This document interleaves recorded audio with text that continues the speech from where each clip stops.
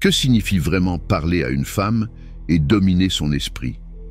Pas comme un gentil garçon désespéré, pas comme quelqu'un qui mendie de l'attention, mais comme un stratège, un homme qui sait exactement quoi dire et pourquoi il le dit. La plupart des hommes échouent parce qu'ils parlent par besoin. Ils veulent de l'attention, ils veulent de l'approbation, ils veulent être aimés, et sans même s'en rendre compte, ils se placent sous elle. Puis ils demandent « Pourquoi personne ne me prend au sérieux ?» Aujourd'hui, tu vas arrêter ce jeu de faible. Tu vas tuer l'habitude de supplier et commencer à parler depuis la puissance, pas depuis le besoin. Parce que parler à une femme et dominer véritablement son esprit est un art dangereux. Et seuls les hommes qui comprennent cela deviennent l'homme qu'elle ne peut pas oublier et qu'elle ne peut pas laisser partir. La différence n'a jamais été ton apparence, ton argent ou ton diplôme. La différence, c'est ceci. Certains hommes comprennent la psychologie féminine. Les autres vivent confus, frustrés et ignorés. Dans les prochaines minutes, je vais te donner la méthode machiavélienne pour parler d'une façon qui allume son désir sans que tu ne demandes rien, qui domine ses émotions sans la toucher, qui la fait te voir, non pas comme un homme à ignorer, mais comme un homme à obéir et à désirer. Si tu perds tes moyens face aux femmes, si tu sens qu'elle attend juste de partir quand tu parles, si tu finis toujours dans la friend zone, tout ça est sur le point de finir. Mais d'abord, aime cette vidéo parce que je suis sur le point de te donner des secrets que 99% des hommes ont trop peur d'utiliser. Et si tu restes jusqu'à la fin, je te donnerai une technique létale que tu peux utiliser dès ce soir pour piéger une femme dans ton jeu mental. Et elle ne saura même pas pourquoi. Pourquoi certains hommes dominent et d'autres sont ignorés.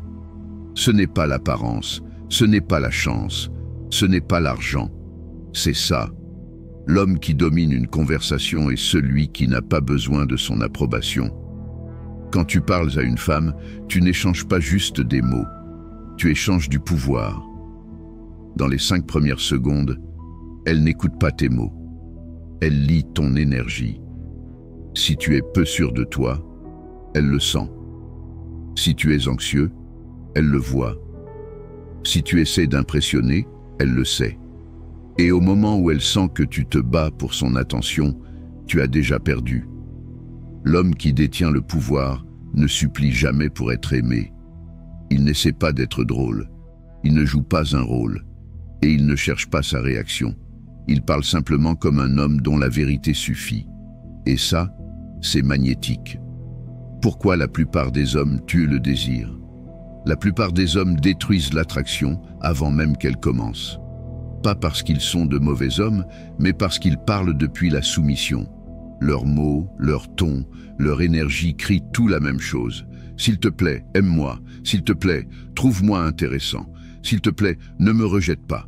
Tu sens à quel point ça sonne faible? Chaque fois qu'un homme parle ainsi, il mendie de l'approbation.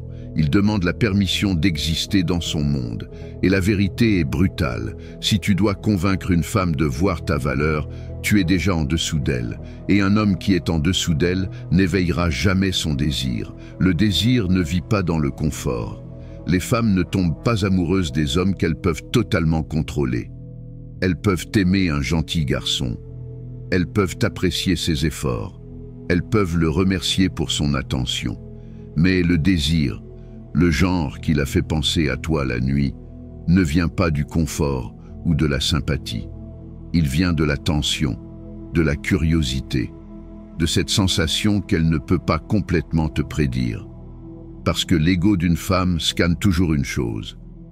Puis-je contrôler cet homme émotionnellement?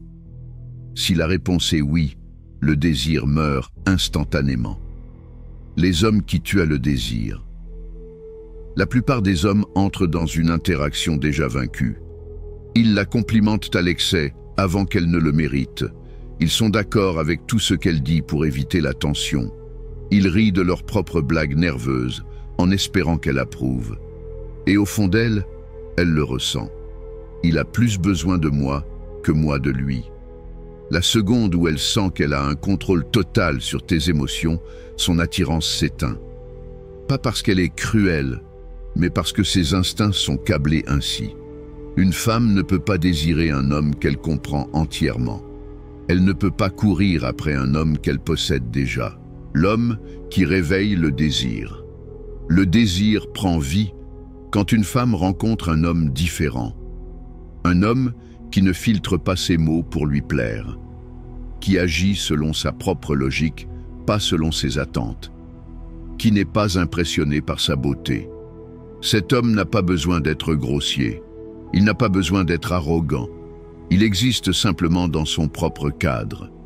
Il vit dans une réalité où sa validation est optionnelle, pas nécessaire. Et ce genre d'homme, il ressemble à une anomalie dans son monde. Tous les autres suivent le même script. Ils complimentent, ils courent après elle, ils se donnent en spectacle. Mais lui, il bouge avec une possession de soi calme, et ça perturbe son ego. Et la confusion est la graine du désir. Pourquoi les anomalies sont irrésistibles? Les humains sont programmés pour remarquer ce qui brise le schéma. Les femmes n'y font pas exception. Un homme qui ne se précipite pas pour combler les silences. Un homme qui n'est pas déstabilisé par ses tests. Un homme qui semble présent mais jamais dans le besoin. Cet homme reste dans son esprit parce qu'il n'est pas comme les autres. Il est imprévisible pour tout le monde. Il est la question à laquelle elle ne peut pas répondre. Et dans cette question, le désir naît. Le changement d'état d'esprit. Arrête d'être le serviteur émotionnel. La plupart des hommes ne s'en rendent jamais compte. Ils parlent aux femmes comme des serviteurs émotionnels, pas comme des hommes qui détiennent du pouvoir. Chaque phrase, chaque message, chaque action dit silencieusement « S'il te plaît, aime-moi. S'il te plaît, remarque-moi. S'il te plaît, donne-moi de l'attention. » Et la vérité brutale, quand tu parles comme un homme dans le besoin, tu te comportes comme un enfant. Et quand tu agis comme un enfant, elle ne voit pas un homme.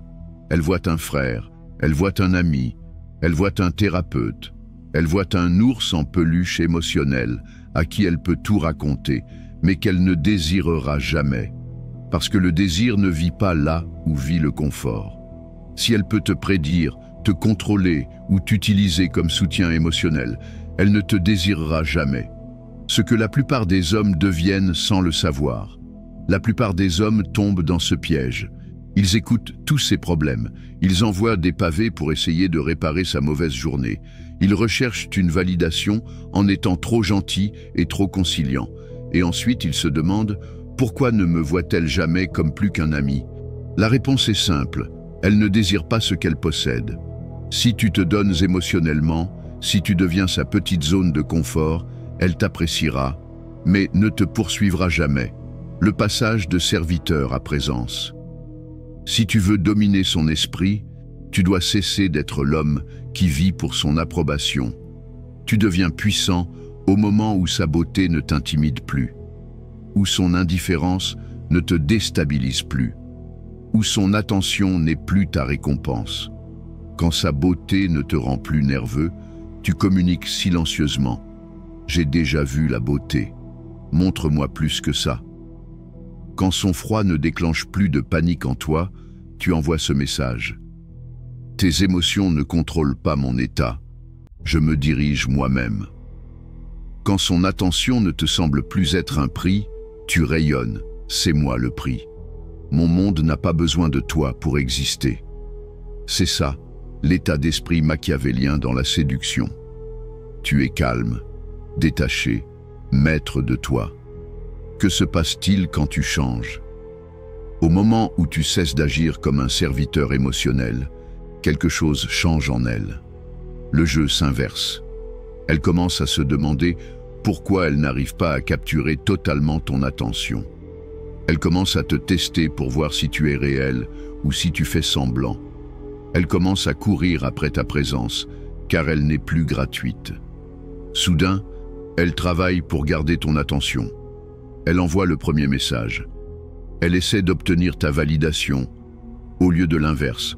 C'est le premier véritable signe de dominance. Quand l'énergie s'inverse et qu'elle investit plus que toi, tu cesses d'être son doudou émotionnel et tu deviens la pensée qu'elle ne peut pas effacer. L'homme qui entre dans son esprit et y reste bien après que la conversation soit terminée. Parce que dans son subconscient, elle sait maintenant, ce n'est pas un homme que je contrôle, c'est un homme que je veux comprendre. Et c'est là que le véritable désir commence. Le secret parle à son ego, pas à ses oreilles. Voici une vérité que la plupart des hommes ne comprendront jamais. Quand tu parles à une femme, tu ne t'adresses pas vraiment à elle, tu parles à son ego. Son ego est comme un radar silencieux qui scanne chaque mouvement que tu fais, chaque mot que tu dis, chaque émotion que tu laisses échapper. Et ce radar n'a qu'un seul but, détecter la faiblesse. À quoi ressemble la faiblesse pour son ego? La faiblesse n'est pas toujours évidente. Ce n'est pas juste bégayer ou transpirer, c'est l'énergie derrière tes mots qui entre avec la peur. J'espère qu'elle va m'aimer. Porter le doute. Et si je ne suis pas assez bien? Montrer de l'anxiété, gesticuler, trop expliquer, rire nerveusement. Au moment où tu entres avec cette énergie, elle la sent instantanément, même si tu la caches derrière un sourire. Et son esprit dit en silence, « Encore un que je peux contrôler, encore un homme que je n'ai pas besoin de poursuivre. Elle n'a pas besoin de t'insulter. Elle n'a pas besoin de te rejeter ouvertement. Elle te rejette mentalement. Tu deviens oubliable, comme 90% des hommes qu'elle rencontre. Comment la vraie présence change tout. Mais maintenant, imagine l'inverse.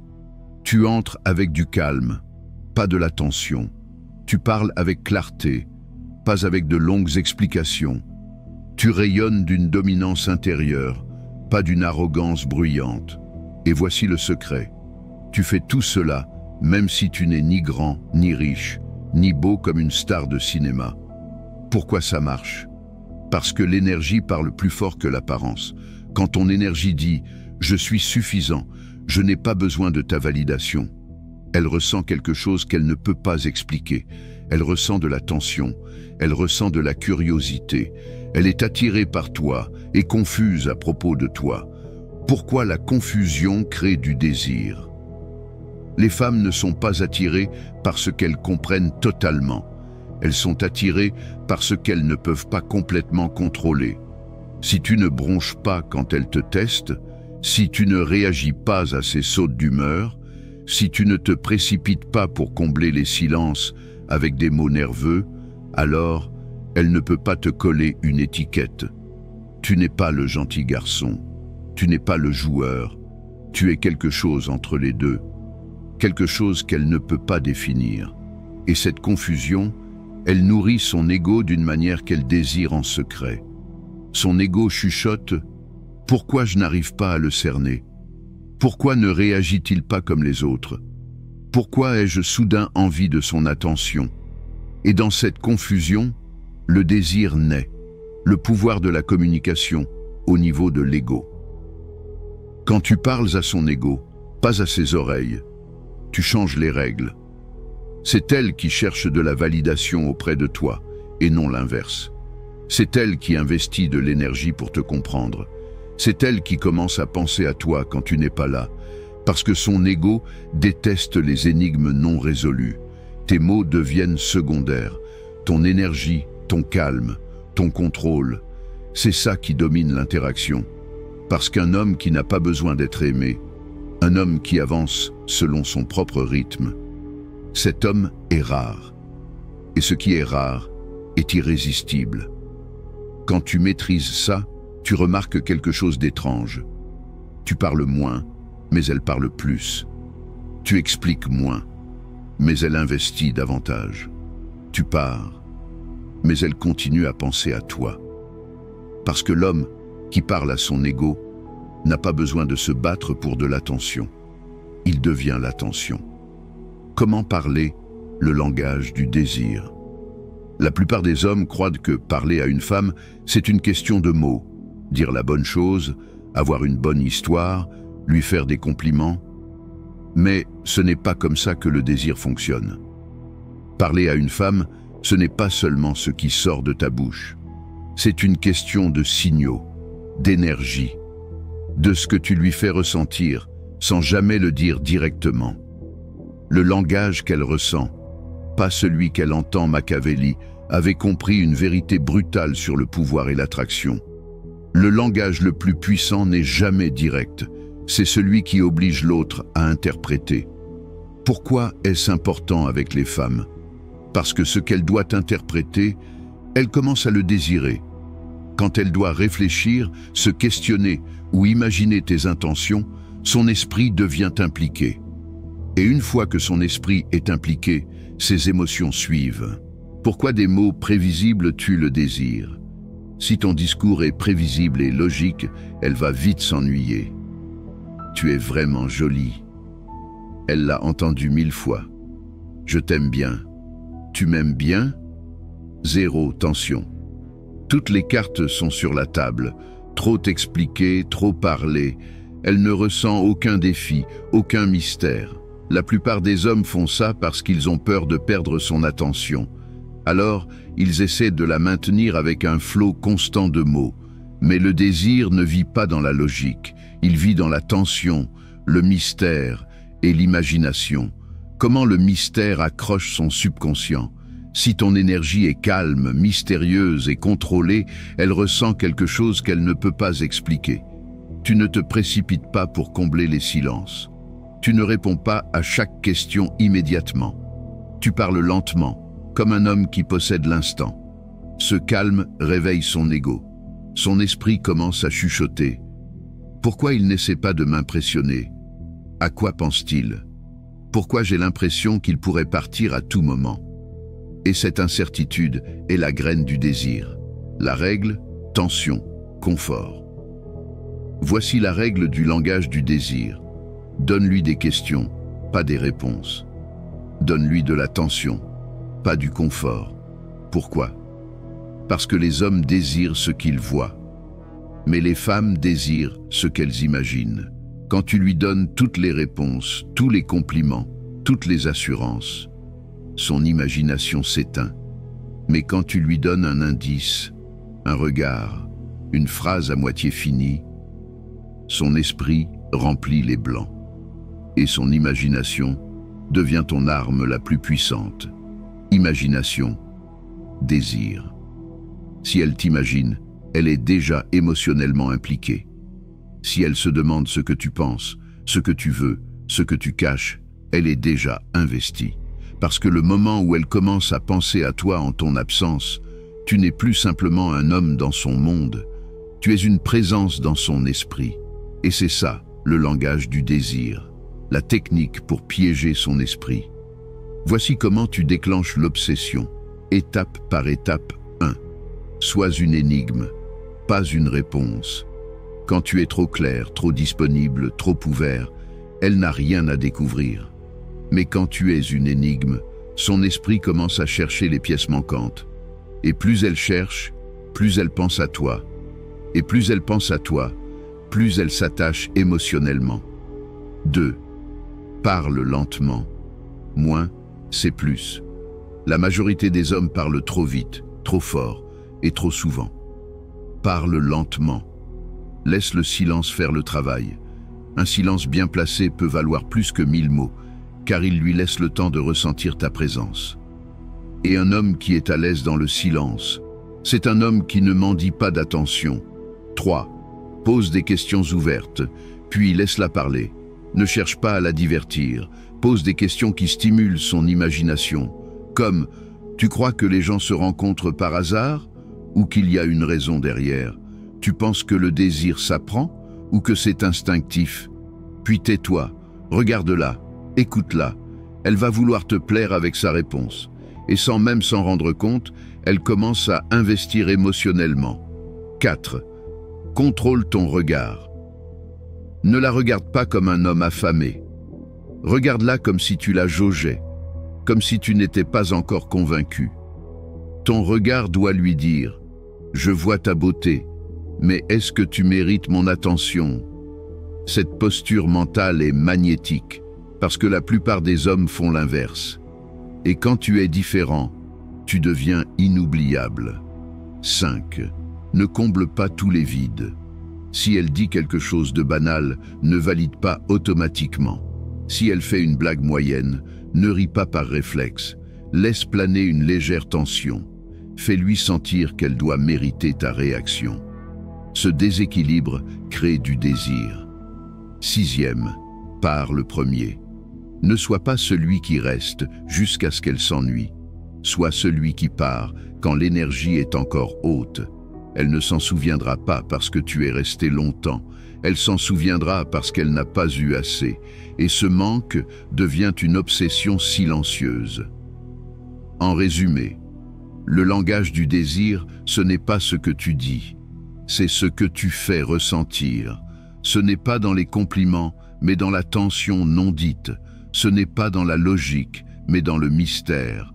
Ce n'est pas dans l'effort pour plaire, mais dans le pouvoir de l'absence, du calme, de la retenue stratégique. Le but n'est pas qu'elle t'aime.